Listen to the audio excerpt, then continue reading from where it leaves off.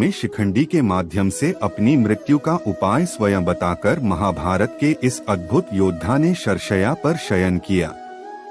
उनके शरशय्या पर लेटने के बाद युद्ध 8 दिन और चला, लेकिन भीष्म पितामह ने शरीर नहीं त्यागा था, क्योंकि वे चाहते थे कि जब सूर्य उत्तरायण होगा तभी वे शरीर का त्याग करेंगे।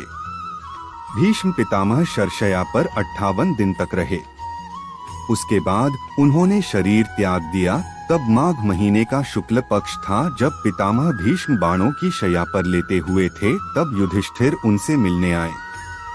युधिष्ठिर बहुत दुखी एवं शर्मिंदा थे। अपने पितामह की हालत का जिम्मेदार खुद को मानकर अत्यंत ग्लानि महसूस कर रहे थे। उनकी यह स्थिति देख पितामह भीष्म ने युधिष्ठिर को अपने समीप बुलाकर पूछा, हे पुत्र, तुम इतना दुखी क्यों हो? क्या तुम मेरी इस स्थिति का उत्तरदायी खुद को समझ रहे हो? तब युधिष्ठिर ने नम आंखों के साथ हाँ में उत्तर दिया, जिस पर पितामह ने उन्हें एक कथा सुनाई। इस कथा में उन्होंने बताया कि क्यों मुझे तीरों की शैया नसीब हुई। भीष्म के मृत्यु शैया पर लेटे होने के अवसर पर वहां उपस्थित लोगों के सामने गंगाजी प्रकट होती हैं और पुत्र के लिए शोक प्रकट करने पर श्री कृष्ण उन्हें समझाते हैं।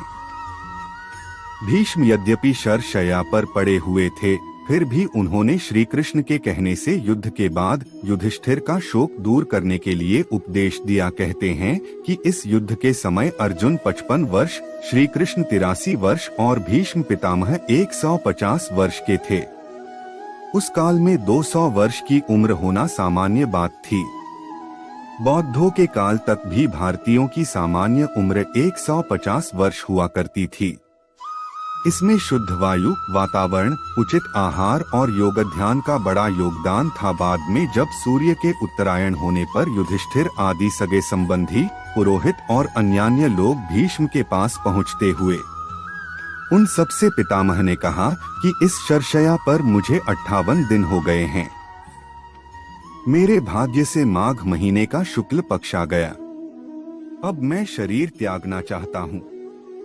इसके पश्चात उन्होंने सब लोगों से प्रेम पूर्वक विदा मांगकर शरीर त्याग दिया। सभी लोग भीष्म को याद कर रोने लगे। युधिष्ठिर तथा पांडवों ने पितामह के शरविद्ध शव को चंदन की चिता पर रखा तथा दाह संस्कार किया। एक बार उपदेश के बीच में ही हस्तक्षेप करते हुए द्रौपदी ने कहा, आपके ये उपदेश उस समय कहाँ गए थे जब मेरा चीरहरण किया जा रहा था? द्रौपदी के इस प्रश्न पर पितामह भीष्म ने कहा, बेटी, उस समय मैंने दुर्योधन का दूषित अन्न खा रखा था, इसलिए मेरी बुद्धि में उस समय दोष था। पर अब इतने लंबे समय तक बाणों की शैया